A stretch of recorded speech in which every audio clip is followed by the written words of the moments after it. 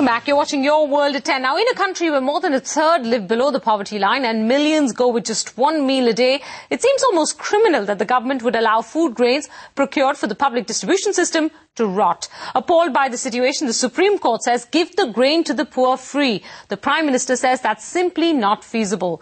What then is the solution to this problem? Well, joining us to discuss that, NC Saxena, member of the National Advisory Council and a Supreme Court appointed Commissioner on Food Security. Also joining us, Y.K. Alak, the Chairman of the Institute of Rural Management Anand, that's IRMA, and former Minister of State for Planning and Programme Implementation. Mr. Saxena, Professor Alak, thank you very much for joining us on the debate tonight. The court asked the question of the Manmohan Singh government, what was a better choice, to waste food grain or give it free of cost to the poor and hungry? The Prime Minister yesterday, in an editors' meet, said, how can you distribute free food grains to 37% population? It is different to provide cheap food grains, but not free food grains. It is not possible in a country of our size. But I do agree we need to provide cheap food grains.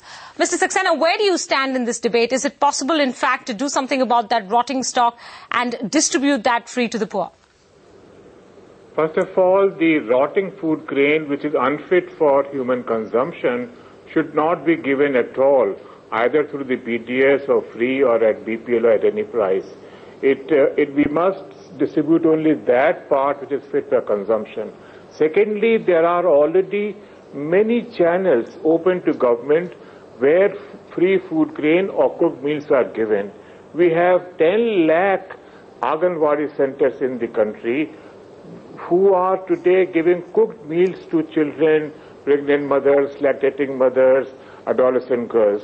There is no arrangement as on today to give food grain to these Anganwadi centers. So therefore, government should immediately start giving food grains to these Anganwadi centers, which is already an established scheme. Just now we are giving them money. From that money they buy expensive food grain, and therefore government will save a lot of money by giving free food grain to the Anganwadi centers in place of giving the money.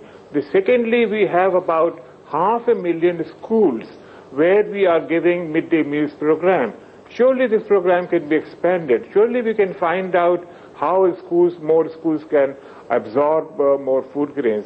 Thirdly, this government last year had announced that we will provide free kitchens and we will provide free food to vulnerable people and homeless people. Where is that program? One doesn't see that program.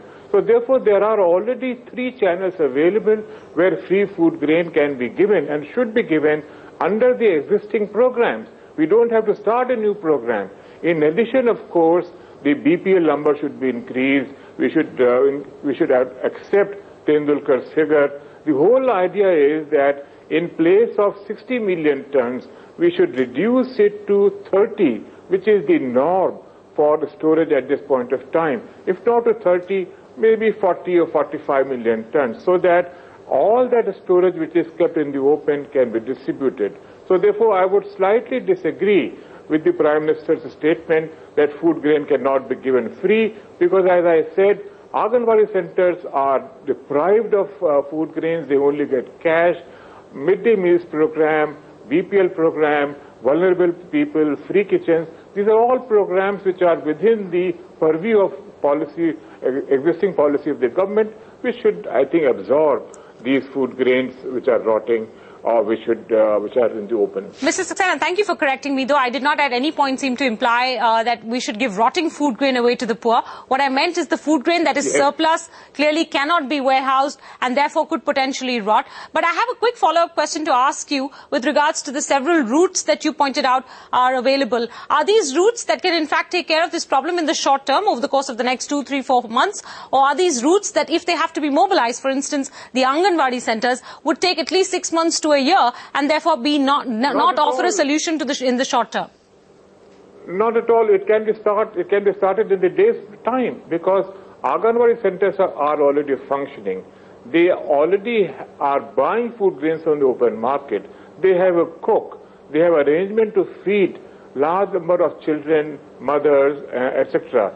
In some states like Tamil Nadu, there is a program that any person who is hungry can go to an Anganwadi center or to a midday meals program and he would be provided food. We should adopt the Tamil Nadu pattern. So therefore, there is no problem at all. It's a question of improving your offtake, moving food grains from Punjab and Haryana to a large number of centers, mobilize your railways, mobilize transport by truck, etc. That can be done in a week's time. It can start reaching Anganwadi centers.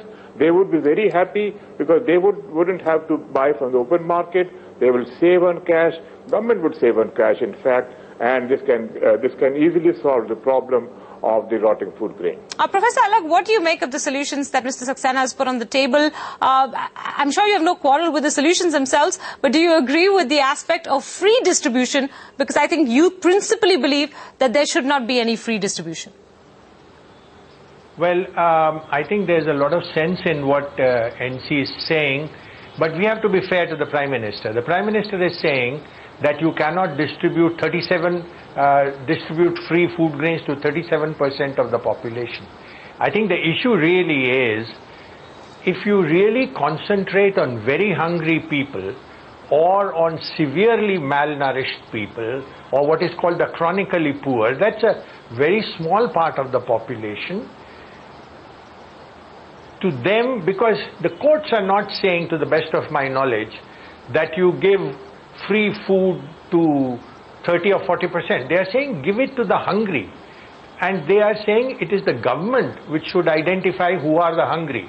But when you start raising the kitty to 37% and some others go even beyond that, then I think the Prime Minister is raising a very important issue, that if you distribute free or highly subsidized grain to this much of the population, then basically, as he said, that, and I've been saying that all along, that will then mean that the incentives for agriculture will be gone. And basically small farmers and landless laborers, you know, there was this 2 rupee scheme in Andhra, which the late NT Ramarao had started.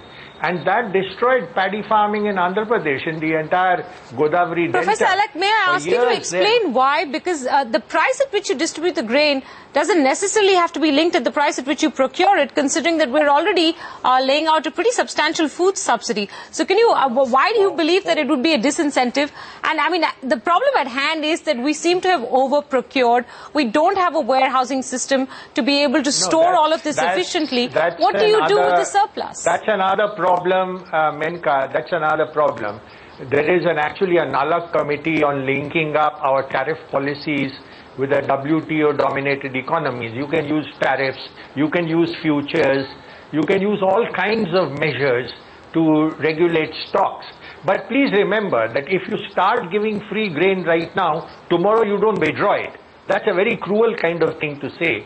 You know, you give very poor people grain, you might have 10 million tons right now. Tomorrow you don't have it. Then you say, I won't give it to you. I mean, what is this? You can't have policies of this kind. So the Prime Minister is raising the essential issue, and we have to be fair to him.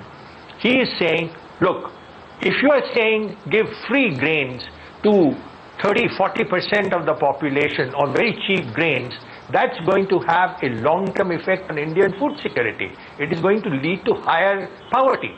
And that can be proved very, very consistently. Let me get Mr. Saxena in here. So what about the issue that Professor... I have a slightly different viewpoint.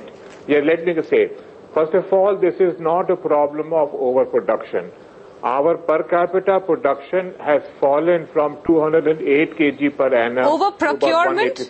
Over procurement is also not, of course not. It's also not a problem of over procurement.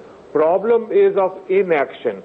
Government did not take any action for the last 4 or 5 months to improve its offtake. Is this rotting grain a chronic problem? Yes. And the reason I ask this is because if you were to divert this grain towards certain specific programs, you can't re-divert it next year, right? You've got to then maintain the supply to those programs. No one is suggesting that the entire 60 million tons should be given free to everyone, including the 10 crore poor families. What we are saying is that out of 60 million tons, you have the existing programs in which you can easily absorb about 5 million tons. Another 10 million tons you should give to the BPL, which is they are entitled to by increasing the number, making it 2010 population, increasing the number to Tendulkar figure. But will we have enough grain next year? Will we have enough grain next year and the year after that to sustain these programs? Of course we will have. In fact, production is falling. So therefore we have a large... Professor Alak, go ahead. Professor Alak, go ahead. No, I think NC is quite right. Limited quantities of grain, 4 to 5 million tons, targeted at very poor people, is something that we can do. And I think that is consistent with what the courts are saying. And I think if you put it across that way, I'm absolutely confident that the Prime Minister would agree to that. All right, Mr. Saxena, Professor Alak, both of you seem to agree that there are several schemes that can be mobilized in the short term to ensure minimal wastage of food grains here onwards. Thank you very much for joining us on this debate. Thank